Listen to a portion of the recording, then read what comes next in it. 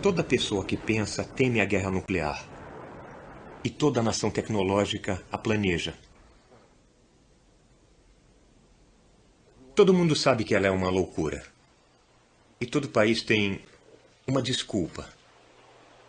Há uma cadeia lúgubre de causalidade. Os alemães estavam trabalhando em uma bomba no início da Segunda Guerra Mundial. Então, os americanos tinham que fazê-la primeiro. Se os norte-americanos tinham uma, os russos tinham que ter uma. Depois, os britânicos, os franceses, os chineses, os indianos, os paquistaneses. Muitas nações agora colecionam armas nucleares. Elas são fáceis de fazer. Pode-se roubar material físsil de reatores nucleares. Armas nucleares tornaram-se quase uma indústria artesanal caseira. As bombas convencionais da Segunda Guerra Mundial eram chamadas de arrasa-quarteirão. Preenchidas com 20 toneladas de TNT, destruíam um quarteirão. Todas as bombas, jogadas em todas as cidades na Segunda Guerra Mundial, somaram 2 milhões de toneladas de TNT, 2 megatons. Coventry, Roterdã, Dresden e Tóquio. Toda a morte que choveu dos céus entre 1939 e 1945.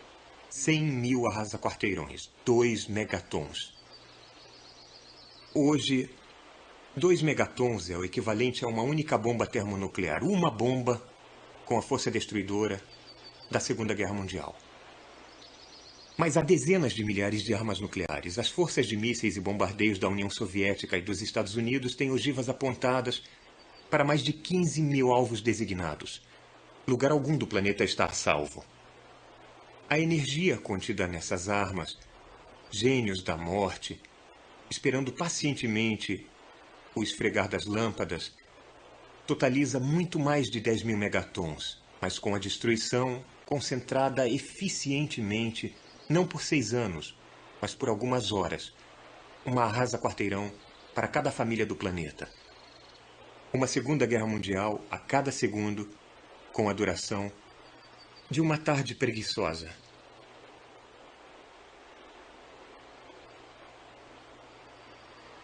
A bomba jogada em Hiroshima matou 70 mil pessoas.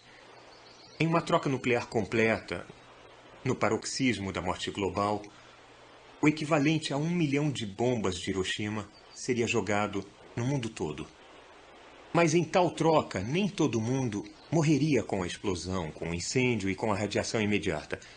Haveria outras agonias. A perda de entes queridos, as legiões de queimados, cegos e mutilados, a ausência de cuidados médicos, doença, praga, radiação de longo prazo, envenenando o solo e a água, a ameaça de tumores, partos de natimortos e crianças mal-formadas, e o sentido inútil de uma civilização destruída por nada, o conhecimento de que poderíamos ter evitado e não evitamos. O equilíbrio global do terror, em que os Estados Unidos e a União Soviética foram pioneiros, mantém reféns todos os cidadãos do mundo.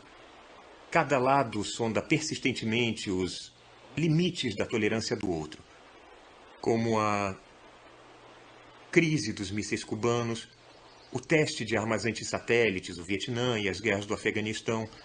Os sistemas militares hostis estão presos em um horripilante abraço mútuo. Um precisa do outro. Mas o equilíbrio do terror é um equilíbrio delicado, com muito pouca margem para erros de cálculo. E o mundo se empobrece gastando $1 trilhão por ano em preparativos para a guerra e empregando talvez metade dos cientistas e altos tecnólogos do planeta em esforços militares. Como explicaríamos tudo isso a um observador extraterrestre imparcial? Que relatório faríamos do nosso gerenciamento do planeta Terra? Nós ouvimos a argumentação feita pelas superpotências. Sabemos quem fala pelas nações. Mas quem fala pela espécie humana? Quem fala pela Terra? De uma perspectiva extraterrestre, a nossa civilização global está claramente à beira do fracasso na tarefa mais importante que enfrenta, preservar a vida e o bem-estar de seus cidadãos e a futura habitabilidade do planeta. Mas, se queremos conviver com a probabilidade crescente de uma guerra nuclear, não deveríamos querer também explorar vigorosamente todos os meios possíveis para evitar a guerra nuclear? Não deveríamos considerar em toda a nação grandes mudanças nos modos tradicionais de fazer as coisas, uma reestruturação fundamental de instituições econômicas, políticas, sociais e religiosas?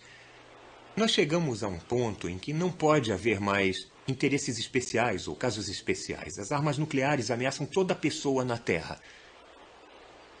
Mudanças fundamentais na sociedade, às vezes taxadas como nada práticas ou contrárias à natureza humana.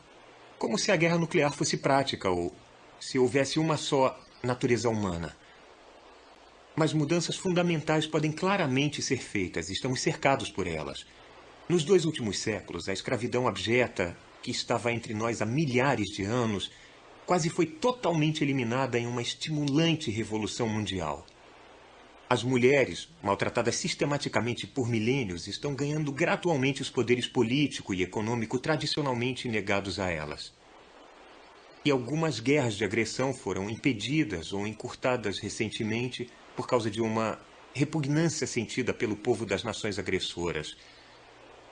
Os velhos apelos raciais, sexuais, religiosos e chauvinistas e o fervor nacionalista raivoso estão começando a não dar certo. Desenvolve-se uma nova consciência que vê a Terra como um organismo único e que reconhece que um organismo em guerra consigo mesmo está condenado. Nós somos um planeta.